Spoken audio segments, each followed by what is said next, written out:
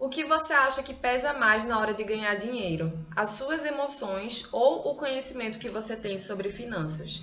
Vem descobrir essa resposta nesse vídeo em que eu falo sobre 7 lições que eu aprendi lendo o livro A Psicologia Financeira.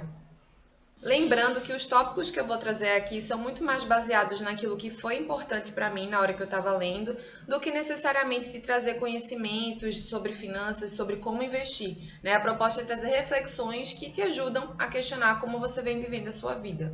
A lição número 1 é que a gente usa o nosso dinheiro muito mais a partir de como a gente enxerga o mundo do que o que está acontecendo no mundo. Então, a maneira como a gente foi criado, a geração que a gente viveu, principalmente na nossa fase adulta, as crenças que a gente foi adquirindo no decorrer do nosso desenvolvimento, a cultura que estamos inseridos, a forma como nos relacionamos, tudo isso fala da maneira como a gente escolhe investir, como a gente escolhe gastar o nosso dinheiro. Então é muito diferente do que muitas vezes a gente imagina, que o dinheiro tá para todo mundo de forma igual, que todo mundo pode enxergar essa relação de uma forma muito única. É muito diferente disso, né? A gente vai crescendo e vai também adquirindo percepções diferentes sobre como usar o dinheiro, sobre arriscar mais ou arriscar menos.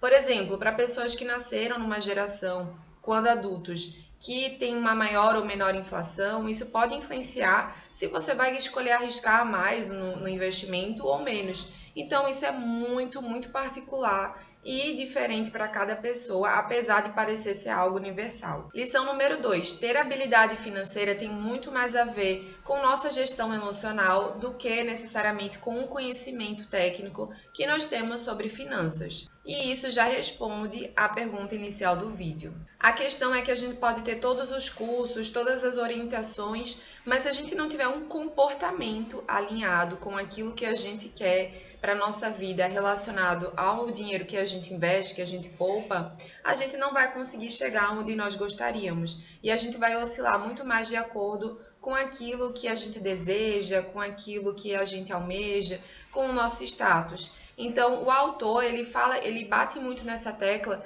de que a habilidade financeira está muito ligada ao nosso comportamento, muito mais do que a gente imagina. E ele dá dois exemplos de dois rapazes diferentes que viveram a vida a partir de graus de ensino diferentes, né? Então, um viveu uma vida em que ele não teve o grau superior completo, mas que no decorrer da sua vivência, né, ele trabalhou como faxineiro, trabalhou como mecânico, mas que ele conseguiu acabar sua vida com 2 milhões de reais apenas com a consistência do seu investimento. Claro que a gente está falando de uma realidade dos Estados Unidos e não brasileira.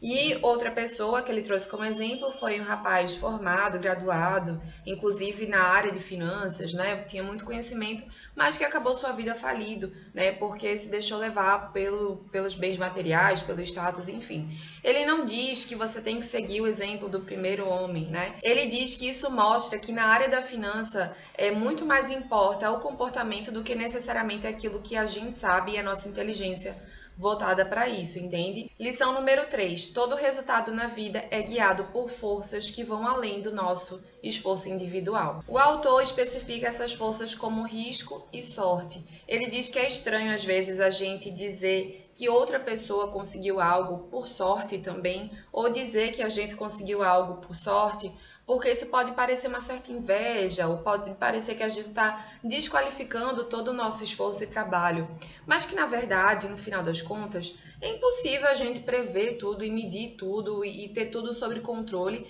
e existem de fato situações, né, vamos chamar de forças como ele colocou, que sai completamente daquilo que a gente imaginava. E aí que ele chama de sorte, que pode favorecer os nossos resultados, mas também existe a questão do risco, que eu diria que é o que a gente chama de azar, né? Que é o que a gente chama de decepções, né? Falhas, fracassos, daquilo que a gente não esperava que aconteceria.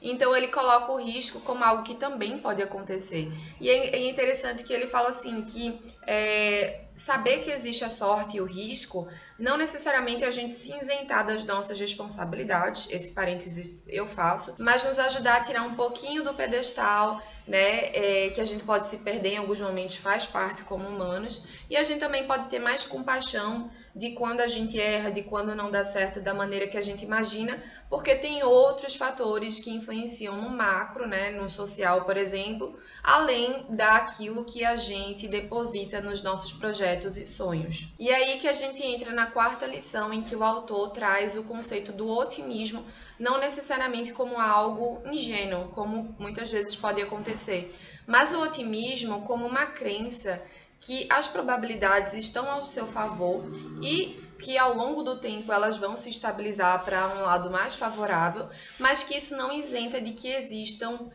percursos no caminho, que existam empecilhos e que pode acontecer alguma coisa que a gente não esperava, alguma coisa ruim ou desfavorável, mas que de forma geral, colocando na balança, o percurso está muito mais favorável para o nosso lado. Lição número 6. Junte sem motivo específico. Eu sei que a gente costuma juntar dinheiro para fazer projetos, para comprar uma casa, para comprar um carro, para reformar o consultório, enfim.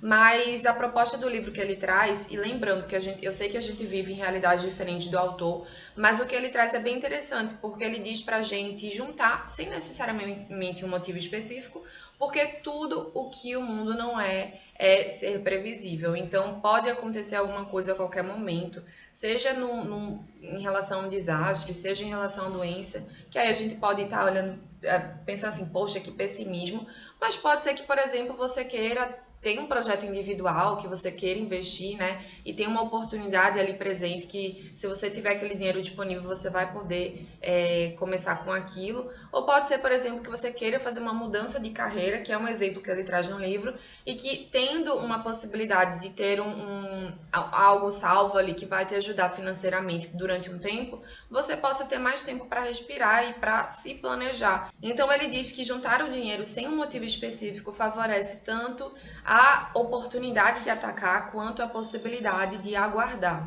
E por fim, a última lição em que ele diz que a inteligência já não é um valor tão valorizado quanto antes e hoje muito mais é valorizado a questão da flexibilidade. Que assim, eu concordo em parte, porque eu acho que a inteligência ainda assim é um valor muito presente na nossa sociedade, mas, de fato, cada vez mais no mundo conectado, com a quebra de barreiras, com a globalização, a gente concorre não só com a nossa região, nosso bairro, mas também com pessoas do mundo inteiro. Então tem muitas pessoas capacitadas em todos os lugares do mundo e a gente concorre com essas pessoas. Então inteligência a gente tem de bolo, mas a questão da flexibilidade, da adaptabilidade, né, com a vida, de aprender coisas novas, de desaprender para aprender, que é o que a gente viveu muito na pandemia, de pessoas que não tinham costume com a tecnologia, que tiveram que se adaptar.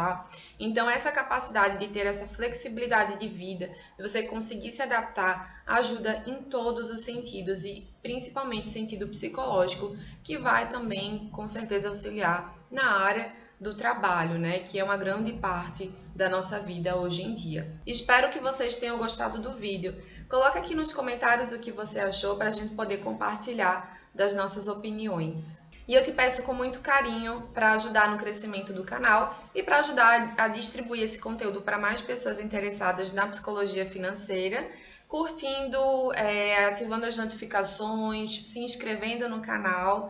Isso vai me ajudar muito e eu agradeço desde já.